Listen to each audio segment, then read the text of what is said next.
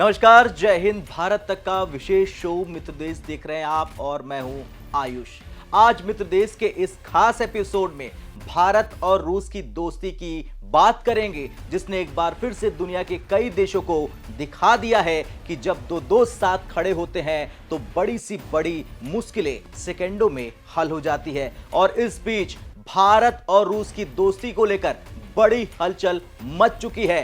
Putin के भारत आने से ठीक पहले रूस की सेना भारत में उतर चुकी है। जी हां, खबर आ गई है कि ऑपरेशन सिंदूर के बाद पहली बार रूसी सेना भारत में आई है और भयंकर हथियारों के साथ तैयारी भी शुरू कर चुकी है। साथ ही भारत में वार्षिक इंदिरा 2025 सैन्य अभ्यास शुरू हो चुका है। राजस्थान के महाजन फील्ड फायरिंग रेंज में 6 अक्टूबर से ही यह अभ्यास शुरू हो चुका है। इसके समापन की तारीख तो 15 अक्टूबर 2025 तक तय की गई है। उद्घाटन समारोह भारतीय और रूसी सेना के वरिष्ठ अधिकारियों द्वारा किया गया, जिनमें शामिल है भारतीय सेना के मेजर जनरल संजय चंद्र कांडपाल और रूस की ओर से मेजर जनरल आंद्रे कोजलोव। इंदिरा 2025 केवल एक सैन्य अभ्यास नहीं है, बल्कि ये भारत रूस की रणनीतिक साझेदारी और मित्रता का प्रमाण है, प्रतीक है। लेकिन यह सिर्फ एक सैन्य अभ्यास नहीं, बल्कि चीन और पाकिस्तान की बढ़ती हरकतों पर लगाम लगाने की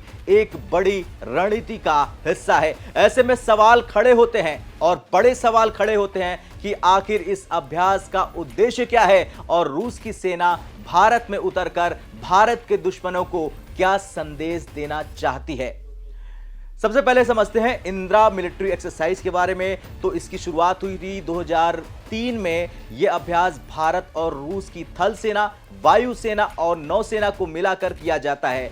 2017 में पहली बार ट्राई सर्विस इंदिरा अभ्यास आयोजित किया गया था, लेकिन 2025 में रूस यूक्रेन युद्ध के कारण इसे रोकना पड़ा था, स्थगित करना पड़ा था। लेकिन अब पाकिस्तान को पीटने वाले ऑपरेशन सिंदूर के बाद इंदिरा 2025 की शुरुआत हो चुकी है और यह दिखा रहा है कि भारत और रूस अपनी साझा रणनीतिक क्षमताओं को मजबूत करने के लिए तैयार हो चुके हैं। इसका उद्देश्य भी समझ लीजिए। इसका उद्देश्य युद्धाभ्यास नहीं, बल्कि आतंकवाद रोधी अभियानों की रणनीति को बेहतर बनाना और दोनों सेनाओं के बीच परिचालन संगति बढ़ाना है और आधुनिक युद्ध के संदर्भ में सबसे अच्छी प्रथाओं का आदान प्रदान करना है। यहां मेजर जनरल कांडपाल ने बड़ा बयान दिया और कहा कि यह अभ्यास वैश्विक शांति और सुरक्षा के लिए दोनों देशों की प्रतिबद्धता को दिखाता है। इंदिरा 2025 में इस बार कई नई तकनीकें और रणनीतियां शामिल हैं। पहला है साझा ऑपरेशन और अभ्यास। इसमें दोनों देशों की सेनाएं आधुनिक हथियारों, टैंक, हेलीकॉप्टर और जेट विमानों के साथ युद्धाभ्यास कर रही हैं। दूसरे की बात करें तो दूसरा है आतंकरोधी रणनीति। इसमें रूस और भारत मिलकर आतंकवाद रोधी अभियान के लिए नई रणनीतियां तैयार कर रहे हैं। और तीसरे की बात करें तो तीसरा है सामरिक संगति और प्रशिक्षण। इस अभ्यास के दौरान दोनों सेनाओं की संचालन, संगति और लॉजिस्टिक तैयारी पर विशेष ध्यान दिया जाएगा, बारीकी से। अब बात करें चौथे की तो चौथा है साझा नेतृत्व और अनुभव आदान प्रदान करना, यानी अधिकारियों द्वारा रणनीति साझा करना, अनुभव सीखना और आधुनिक युद्ध की तकनीक में महारत हासिल कर लेना। इस अभ्यास से दोनों देशों की सेनाओं को यह सीखने का मौका मिलता है कि कैसे एक साथ आकर आधुनिक युद्ध और सुरक्षा चुनौतियों का सामना कर लिया जाए। वैसे भारत और रूस की दोस्ती ने हमेशा अंतर्राष्ट्रीय सुरक्षा और रणनीतिक संतुलन में महत्वपूर्ण भूमिका निभाई है। बता दें कि ऑपरेशन सिंदूर के बाद इंदिरा 2025 जैसी मिलिट्री एक्सरसाइज और भारत में रूस की पहली सैन्य तैनाती ने सिर्फ भारत और रूस के बीच साझेदारी को मजबूत नहीं किया, बल्कि क्षेत्रीय शक्तियों जैसे कि चीन और पाकिस्तान के लिए भी चिंता का बड़ा कारण बन चुका है। अब बात करते हैं चीन की। सबसे पहले तो चीन हमेशा भारत के साथ सैन्य और भौगोलिक विस्तार पर नजर रखता है। इंदिरा 2025 जैसी एक्सरसाइज से चीन की चिंता के कई कारण हैं, क्योंकि रूस की सेना भारत के साथ जमीन पर उतरी है, वायु और नौसैनिक अभ्यास भी कर रही है और चीन के लिए यह दिखाता है कि भारत किसी भी मोर्चे पर अकेला नहीं है। इंदिरा 2025 में आधुनिक युद्ध की सर्वोत्तम प्रथाओं का आदान प्रदान हो रहा। इससे भारत की सैन्य क्षमताएं और भी ज्यादा उन्नत हो रही हैं, जो चीन की एलएसी और अन्य सीमाओं की रणनीति को प्रभावित कर सकता है।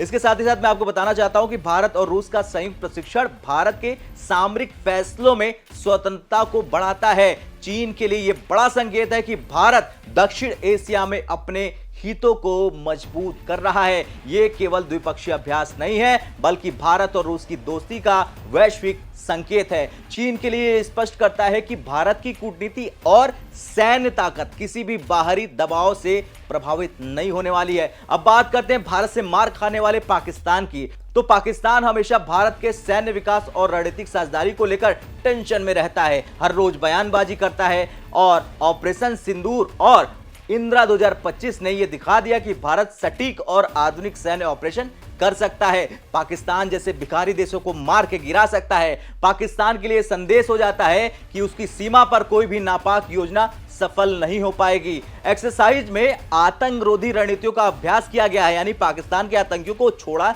नहीं जाएगा। पाकिस्तान के लिए बहुत बड़ी चुनौती है, क्योंकि उसने हमेशा सीमा में अपनी साजिशों के जरिए तनाव बढ़ाने की कोशिश की है, आतंकियों को भेजने की कोशिश की है। भारत तक पर हमने आपको दिखाया भी है। रूस की सैन्य मौजूदगी और प्रशिक्षण भारत के पक्ष में चली जाती है। पाकिस्तान के लिए यह चिंता का विषय बहुत बड़ा है, क्योंकि अगर कोई बड़ा संघर्ष हो जाता है फिर से, जैसा कि आजकल बयानबाजी चल रही है, तो भारत अकेला नहीं होगा। पाकिस्तान हमेशा भारत के मुकाबले सैन्य और आर्थिक रूप से कमजोर रहा है।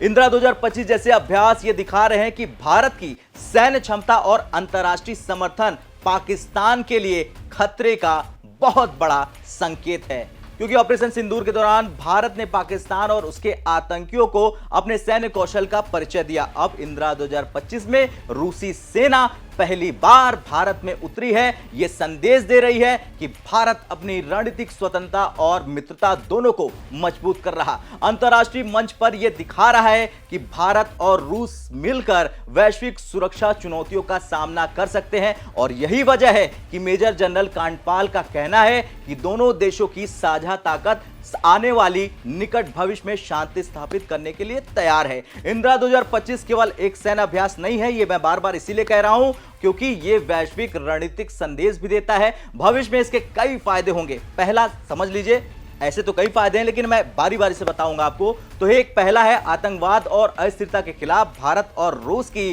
संयुक्त रणनीति मजबूत होगी। दूसरा है, सैन्य तकनीक और प्रशिक्षण का अनुभव साझा हो जाएगा, आसान हो जाएगा। इसके साथ ही तीसरा पॉइंट यह है कि भारत रूस साझेदारी अंतर्राष्ट्रीय मंच पर और मजबूत हो जाएगी, और यही वो दोस्ती है जिसे हम कहते हैं एक्शन और विश्वास की दोस्ती। ऑपरेशन सिंदूर के बाद यह पहली बार हुआ जब रूस ने भारत पे अपने सैनिकों को उतार दिया इंदिरा 2025 में भाग लेने के लिए। यह दोस्ती अब कूटनीति तक सीमित नहीं है, बल्कि इससे आगे बढ़ चुकी है। रणनीति और सैन्य और सुरक्षा दोनों मोर्चों पर खड़ी दिख रही है। खैर, अब देखना यह होगा कि क्या पुतिन की भारत यात्रा के दौरान कोई बड़ा ऐलान हो सकता है सुरक्षा को लेकर। क्या दोनों देशों के बीच कोई नया रक्षा समझौता होगा? आपको क्या लगता है? क्या भारत रूस की दोस्ती चीन और पाकिस्तान के लिए खतरे की घंटी है? हाँ या ना में कमेंट कर जरूर बताएं। मिलते हैं मित्र देश के अगले एपिसोड में कल फिर से। तब तक के लिए जय हिंद, जय भारत।